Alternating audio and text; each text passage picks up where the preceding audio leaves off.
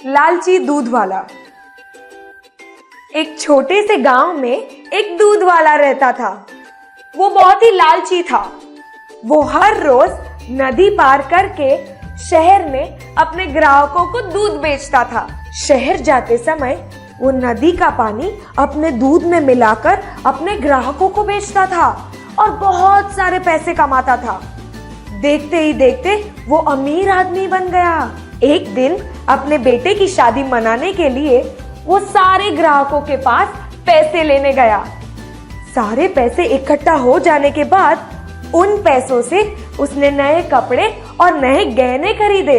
शहर से लौटते समय उसकी नाव एक पत्थर से टकराई और उल्टी हो गई। उसने देखा कि उसके सारे नए कपड़े और गहने पानी में डूब गए। ये देख के बेचारा बहुत ही उदास हुआ और रोने लगा। तब अचानक पानी में से एक आवाज आई, रोते क्यों हो? जो भी तुमने गवाया है वो तुमने बेईमानी से ही तो कमाया था।